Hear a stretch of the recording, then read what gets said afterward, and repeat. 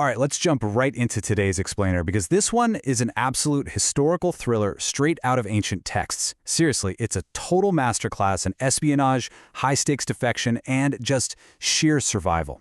We're going to examine this pivotal and honestly incredibly dangerous period in the life of David. Now, this isn't just your standard story about ancient kingdoms. We are doing a deep dive into the intense, calculating mind of a fugitive who is literally forced into a double life among his greatest enemies, the Philistines. Okay, let's get into it. So to really understand the massive geopolitical gamble David is about to take, we have to look directly at his internal monologue. The text says, "I shall now perish one day by the hand of Saul." I mean, talk about a stark realization, right? Remaining within the borders of Israel meant absolutely certain death for him at the hands of King Saul, who was just relentlessly hunting him. The risk was so immense that he concluded there was nothing better than to speedily escape. But escape where? Straight into the heartland of his enemy, the Philistines. You've got to notice the sheer extremity of his options here. On one hand, you have his grim reality, remaining in Israel as a hunted man with zero safe harbor. And on the other hand, his extreme solution, defecting to a hostile foreign power. It's like a crazy game of chess, and it brilliantly illustrates David's strategic mindset. He calculated that by crossing enemy lines, he would force Saul to just utterly despair. The text actually lays out David's exact logic. If he leaves the coast of Israel entirely, Saul will abandon the hunt. It's a calculated defection designed entirely to manipulate his pursuer into just throwing in the towel. And let's be clear about something. David did not just slip away quietly by himself in the dead of night. No way. David arose and crossed the border with an entire contingent of 600 loyal fighting men. And actually, it wasn't even just the soldiers. It was every man with his household. David himself brought his two wives, Ahinoam the Jezreelitess and Abigail the Carmelitess. They marched directly to Achish, the son of Maoch, who was the king of the Philistine royal city of Gath. So we're talking about a massive, highly visible caravan of defectors seeking asylum. And you know what? It worked! The text explicitly tells us that once Saul was told David had fled to Gath, he sought him no more. Boom! So the crucial takeaway is that the initial phase of David's incredibly desperate, high-risk plan functioned flawlessly. The immediate threat to his life from the king of Israel? Neutralized. But while this immediate safety created a brand new, highly volatile problem, how do you actually survive while living inside the kingdom of your historical enemy? Part 1. Securing Ziklag, the covert base.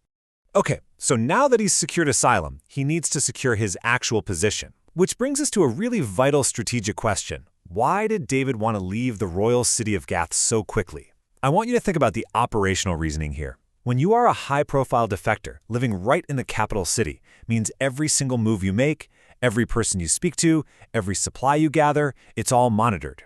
David recognized right away that if he wanted to maneuver freely, he could not do it living in the shadow of King Achish's throne. So what does he do? David relies on diplomacy and some heavily feigned humility. He asks the king, "If I have now found grace in thine eyes, let them give me a place in some town in the country, that I may dwell there. For why should thy servant dwell in the royal city with thee?" This is just brilliant political maneuvering. He flatters the king, essentially saying, "Hey, I am way too lowly to take up space in your magnificent royal capital." He's using humility as a tactical tool to gain the physical separation he desperately requires. And this maneuver was a massive success. The text states that King Achish gave him the city of Ziklag that very day.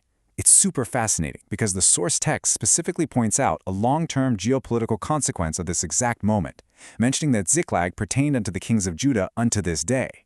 By simply asking to be moved out to the country, David legally secured his own sovereign base of operations, which was entirely funded and protected by his Philistine patron.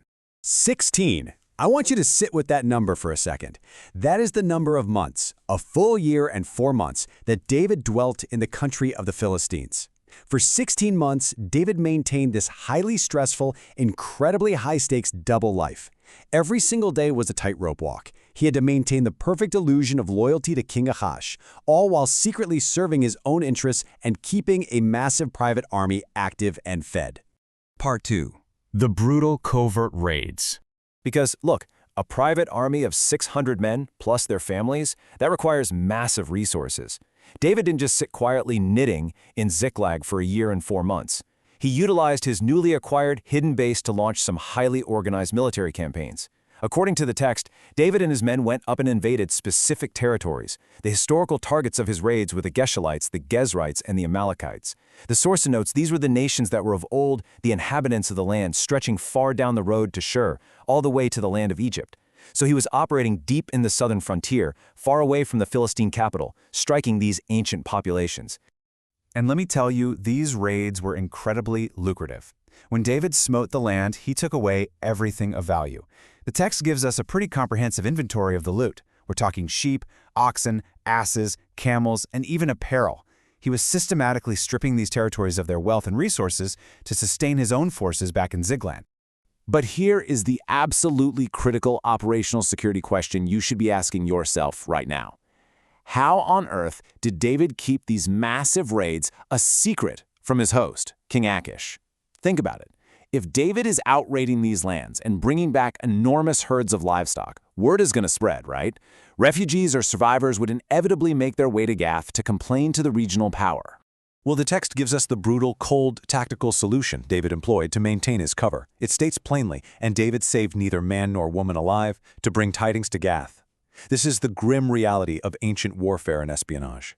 To ensure absolute silence, to guarantee that literally no one could ever report his true actions and locations back to the Philistine king, David enforced a strict policy of leaving 0 survivors. It was extreme for sure, and it was entirely about preserving his cover story. Part 3. The ultimate deception. So David has returned from these brutal raids, but he must now report to his patron. He can't just quietly unload his plunder in Ziklag and call it a day. As a vassal to the king, he has to report in. Just imagine the tension of this scene. David stands before his patron, and Achish begins this high-stakes interrogation. The king looks at all this captured wealth and demands, "Whither have you made a road today?" In other words, who exactly have you been attacking to get all of this? Achish fully expects that David is out there fighting for Philistine interests. David has to answer immediately, and he has to be utterly convincing. And this brings us to the master stroke of David's long con. In reality, David was raiding ancient inhabitants toward Egypt. But to King Achish, he claims he was making raids against the south of Judah, and against the south of the Jerahmeelites, and against the south of the Kenites. This is just pure disinformation. He looks the Philistine king right in the eye and tells him he is actively attacking his own Israelite people. Which brings us right back to why his operational security was so terrifyingly strict. The text reiterates his exact reasoning for eliminating all witnesses, lest they should tell on us, saying, "So did David, and so will be his manner all the while he dwelleth in the country of the Philistines." Sustaining this massive lie about his operational manner required total, absolute control of information. If even one single survivor made it to Gath, Achish would know David was actually preserving Judah and attacking elsewhere. The entire defection would just crumble instantly. But the deception holds. We're going to conclude this explainer with the absolute triumph of David's espionage, which is perfectly summed up in Achish's own words. "He hath made his people Israel utterly to abhor him. Therefore he shall be my servant forever." King Achish believed David completely. He fell entirely into the trap, fully convinced that David had burned all his bridges with Israel. And it leaves us with this really provocative thought. The Philistine king felt entirely secure, completely unaware that by harboring this dangerous defector, he was actually funding and protecting the man who would become the most famous king of Israel. It really leaves you wondering who was really the master here, and who was the servant. Thanks for joining me for this explainer, and as always, keep questioning the history in front of you.